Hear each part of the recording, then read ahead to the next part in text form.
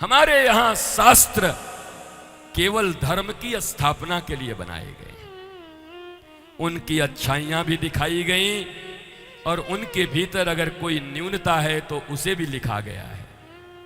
सोचो तुम कितने महान संस्कृति के लोग हो। हमारे यहां कुछ छिपाया नहीं गया। विश्वामित्र की कथा को छिपाई नहीं गई कि मेनका के साथ वो चले गए थे। और आज का भारत अपने पापों को छिपाने में लगा है। पुण्य और सत्कर्म से उसको मतलब नहीं है। कैसे रंग पेंट करके वो अच्छा दिखेगा, बस इसमें लगा हुआ है। ये तो हमारी संस्कृति नहीं थी। अगर इतना ज्ञान होगा मेरी बेटियों आपको, तो ट्रेन में आते समय सारा ट्रेन भी एक तरफ रहेगा, और तुम अगर रितेश्वर की बच्ची रहोगी तो सारा ट्रेन तुम्हारे सामने खड़ा हो जाएगा कि हां, तुम्हारे जवाब से मैं संतुष्ट हूं। बस श्रवण बनाए रखना, सुनना मत छोड़ना। इस दुनिया की सबसे बड़ी कला है सुनना। जो सुन लिया उसके बात बन जाएंगे। मेरी मां, आप इतने ध्यान से इतनी देर से बैठ के सुन रही हो, ये मत सोचना ये व्यर्थ चला जाएगा। चैतन्य हृदय में ये बातें तुम्हारे पड़ेंगी।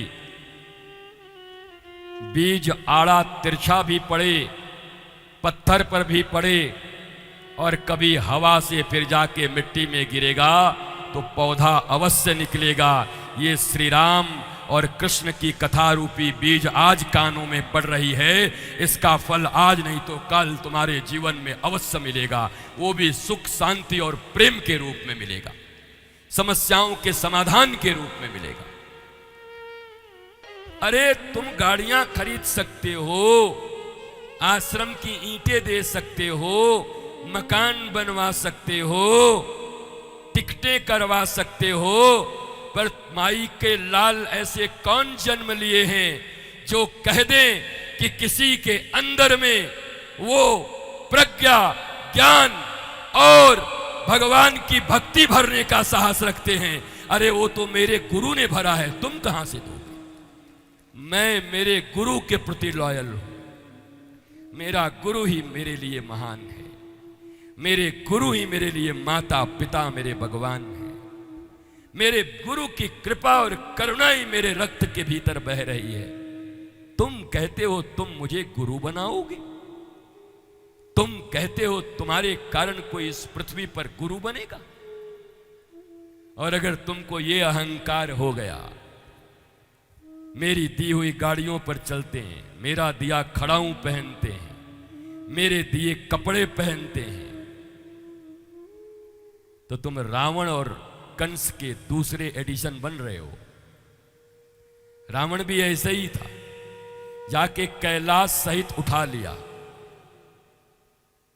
पार्वती जी ने कहा ये क्या हुआ, भूकंप आ गया क्या? बोला नहीं, चेला प्रणाम कर रहा है। मतलब बोला रावण झुक सकता नहीं, वो झुकता नहीं किसी के सामने। उसकी प्रणाम करने की इच्छा हुई तो कैलाश उखाड़ के माथे से लगा लिया। प्रणाम है गुरुजी, मौज में रहो, ऐसे से हिला रहा था। और ऊपर पार्वती जी डग डग डग डग कर रही थी। बोला ऐसे ऐसे चेला पाल रखे हो? बोला हमारे चेला ऐसे ही है सब, रावण जैसा। रावण झुक नहीं सकता। रावण गुरु को ही उठा लेता है कि तुमको प्रणाम चाहिए तो यहां तक उठो, ऊपर सीढ़ी पर उठो, पांव लगाओ यहां पर। दुनिया में ऐसे ऐसे भी लोग हैं। बोला गुरुजी आपका चरण चाहिए हमको। बोला आजा, हम झुकते उगते नहीं हैं, थोड़ा आप ऊपर चढ़िए।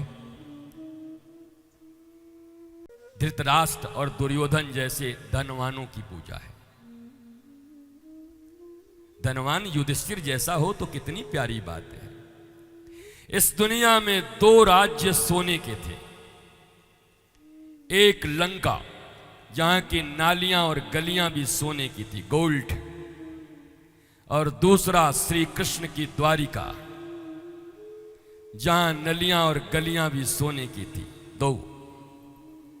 एक का राजा अभिमानी रावण था, और एक के राजा द्वारिकाधीश कृष्ण हैं। यद्यपि कृष्ण राजा थे नहीं, पर राजकाज संभालते थे।